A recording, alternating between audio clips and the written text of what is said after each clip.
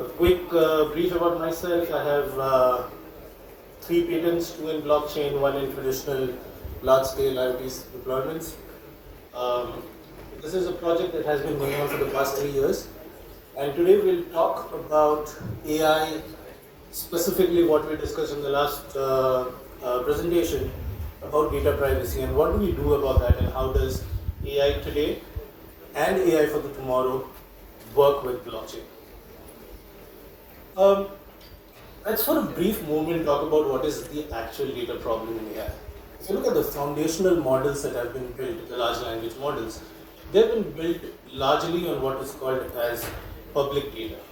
Now this public data is something that can be scraped off the internet. You can go and have multiple agents going all over the internet with whatever is public data, get all of that in one place and start training your LLM models. And this is something that has been happening since GPT 2.5, 3, 4 now. And the difference is the number of tokens or the amount of data that they are trained on. The more the data you train on, the better the model gets, obviously. But the fundamental problem is where do you get the data from and what is the maximum limit that you can have with public data. We have almost in academia come to an agreement that the public data which is available has now almost reached its limit. So we will not see quantum leaps in terms of new LLM models. We will only see better reasoning but not new data sets. So where is the new data set available? The new data set is actually available in private domains. It is either with companies or with enterprises or with individuals, with all of us, but that is private data. That is something that large language models cannot access because either they are protected by strong data privacy laws, or two is that you wouldn't want to share the data because that gives you either a competitive advantage or that's your IP. So then how do you take that model, how do you take all of the data which is there in private domain and help build good AI models? Because in the absence of it, AI is not going to improve and not going to do quantum leaps. So one of the ways to do so is called federated learning. And what federated learning does is the opposite of what classical learning is. If you take a classical machine learning model, you see which is on the left hand side, you are taking all the data from different sources, putting it into one huge data center with huge amounts of GPUs and CPUs thrown at it, and you process that. The other way to do it is the exact opposite, in which you take the model and you send the model to where the data is. And you train the model each on each local data site, and what you send back is just the model changes or what the model has learned new in terms of weights and biases or the model parameters. And you only send that back. So what happens is, you're finally getting to the same outcome in both of these conditions, but with federated learning, the advantage is that your data does not leave the premise of the owner, which means complete data privacy. Right? Now, a good example of this is actually, this is not new, this is something that Google started with our keyboard autocomplete algorithms. That was one of the first large-scale federated model deployments. So all Android phones had the model which would learn from your keystrokes and understand what your next keystroke is going to be. But obviously Google could not capture everybody's keystrokes and train it on their own data centers. So they put this model in every phone, and this model would then send the delta of the update, and that's how it was trained. So what we are a federated learning marketplace in which from end to end, starting from deployment of your models to your clients to where the private data is, executing all of this and getting all of this together into one point is what the platform does. And there are 3 components to it, and if you see, this is something that I'll cover in the later parts in terms of the different components of it and how does it work with blockchain. But it's very important to understand that an end-to-end platform is extremely important to ensure that there is guarantees of data privacy and security, and also ensuring that the model gets trained in the way that it has to. We also provide grants and support for specific use cases, especially in the social and agri-tech. So if any one of you are interested, please do reach out or go to our website and fill the form. Now there is another way also, which is called RAGs, and RAG stands for Retrieval Augmented Generation. And what it does is a little different from how you directly interact with LLMs.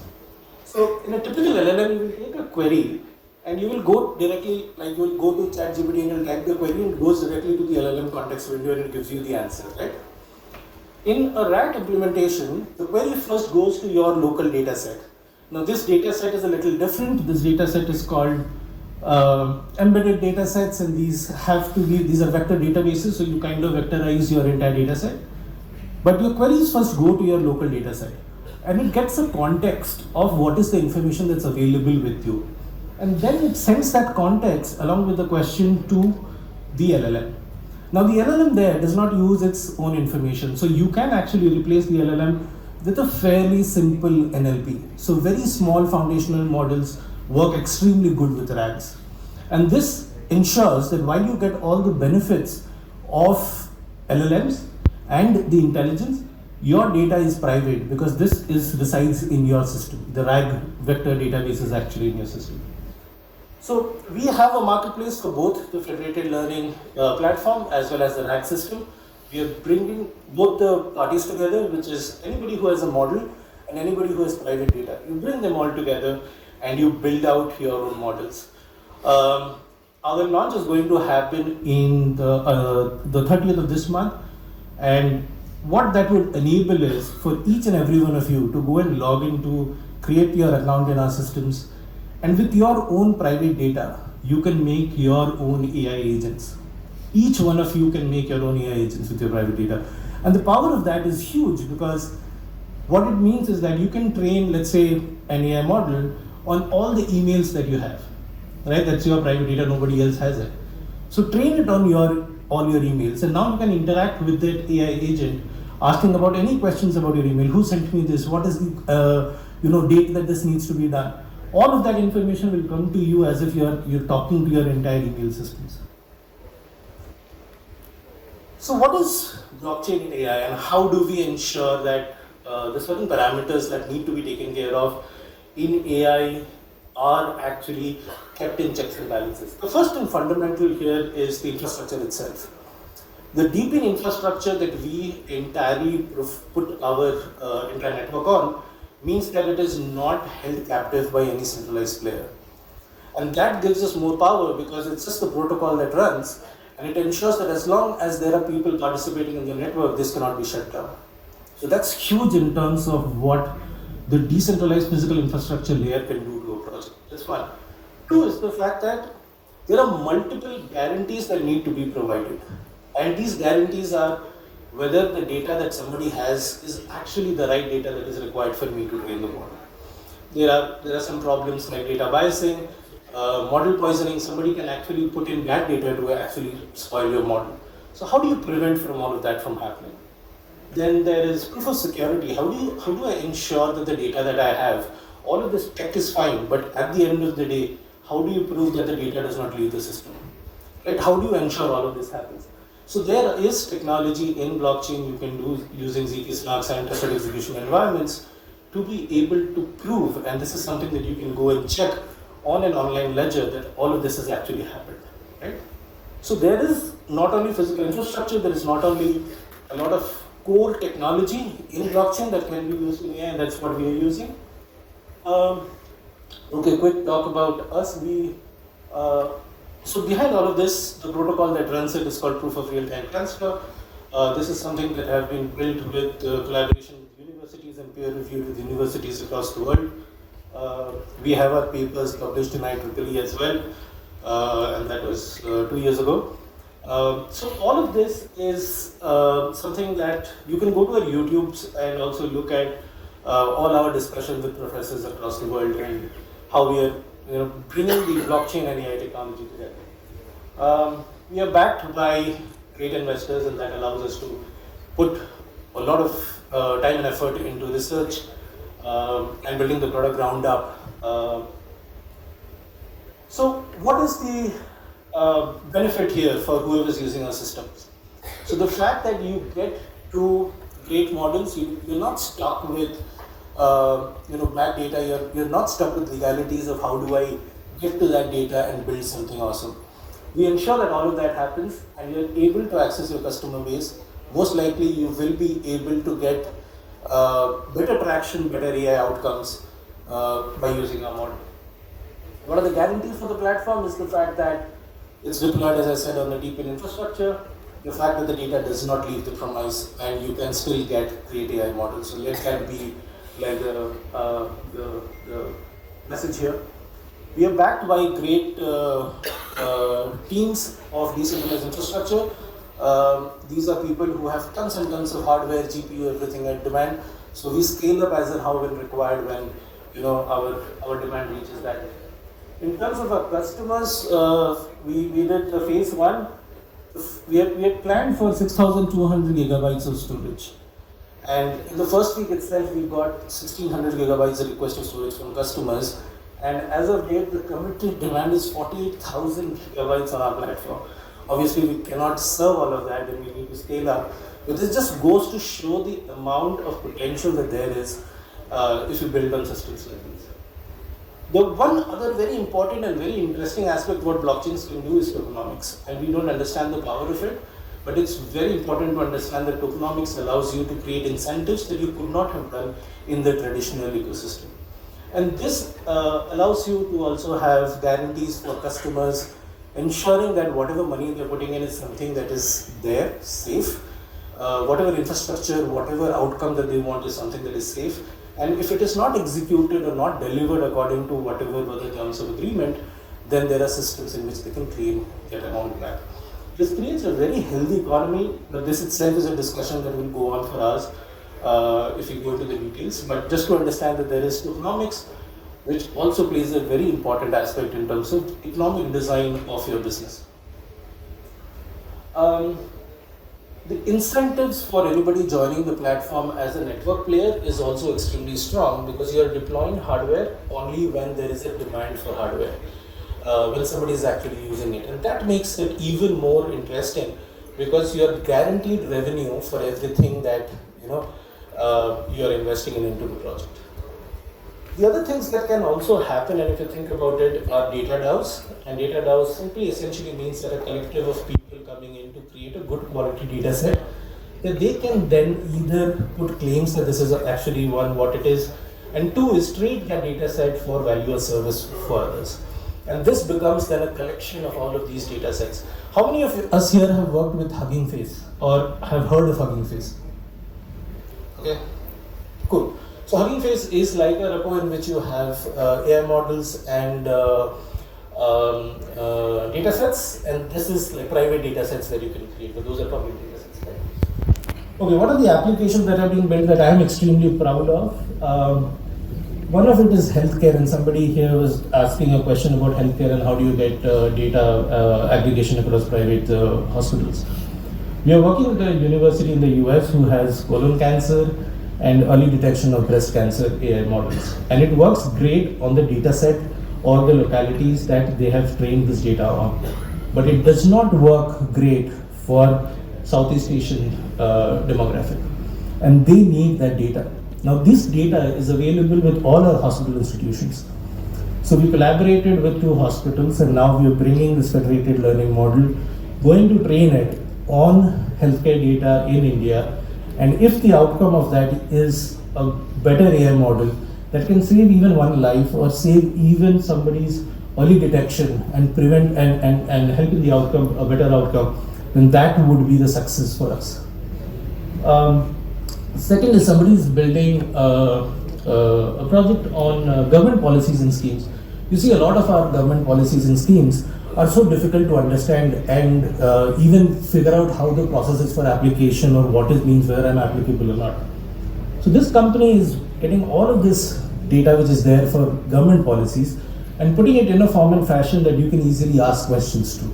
So you don't have to go to a difficult government website which is by design or constructed great, or information is somehow difficult to interpret. And that is something that they're doing. Agri-tech, there's somebody who's building on Sarvam. Sarvam AI has built on vernacular languages in India. It's an LLM model on that. So they are creating, getting information from all the different farmers in terms of their expertise of their crops and putting it into one good data set and training it using a RAG model on our platform to create an application that any farmer can use to be able to get expert advice from other peer farmers who have done great. A lot of these applications will come up as it goes. I just leave you with the last slide here. In the 1980s or 70s or 60s, when data started becoming digital, data was in the hands of very few, and they were in the mainframes of the IBMs or the HPs. And then data became more affordable, data devices became more affordable, and it started spreading out into smaller chunks and pieces. And today it's available on your mobile phones and everything, what we know as internet today, right? AI is going through the similar transformation. The large language models today are with a few, but the future of AI is only going to be more decentralized, it's going to be more distributed, and there are going to be applications that are going to be built on the fundamental foundational models. And each one of us now have the tools to participate in it, to create fundamental AI models. We would love to do hackathons, we would love to do another show here to tell you how to walk through the system. But after the launch, please go and go to our website, create your own RAG models, create your own federated models. You don't have to learn coding, it's a zero code deployment, and take the benefit of AI into your own hands. That's the QR code. If anybody wants to reach out to me for any further discussions, I'm always open. Sorry, I went a few minutes over. She was standing there with the placard, I'm sorry. Any questions? If not, then we'll done.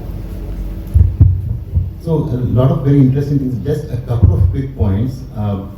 What is the the data is there? You want to get the federated data from private data holders. So how do you monetize such a thing? How do you benefit, or how do you get customers? I suppose that's the question. A very interesting question. A good analogy for that is, let's say Bloomberg, right? So Bloomberg, based on the amount of data, private data that it had, created a financial LLM model, right? And that is today, if the reports are correct, they use that for close to 25% of their internal decision making. So based on your data, whatever LLM that you create or whatever AI model that you create, if you think that is going to value somebody else, is of going to be a value of somebody else, you can monetize that. And that you can do on a platform as well. It's a one-click platform in which you can, once you've created your own AI model, if you feel that somebody else can use it and somebody else would be willing to pay a value for it, then you can do one-click deployment, monetize, and it will become a subscription plan on a platform. So that's how we make money. Does that answer your question? Thank you. Any other questions? Hi. In the beginning part of your presentation, you had made a passing reference. I wanted to catch on that. You said we can vectorize our email data and put it, and there is an agent where you can ask questions or prompts. In between, you don't need the LLMs, you said. So does it mean we can build models on this actually?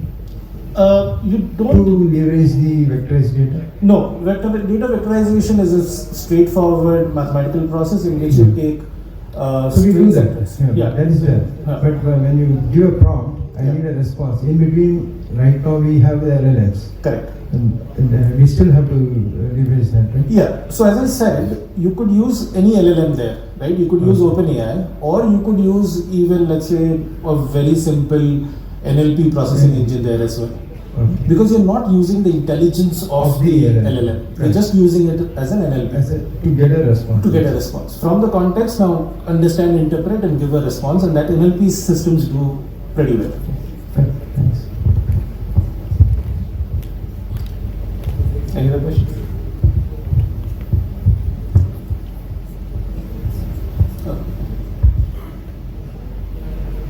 I'm being cut off. Hello.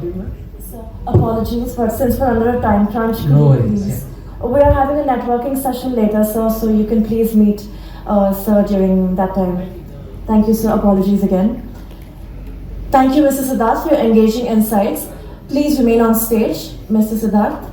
I request Dr. Vineet Kotak to present Mr. Siddharth with a token of appreciation.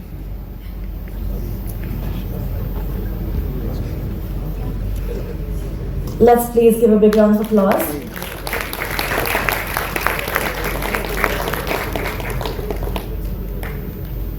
Thank you, sir.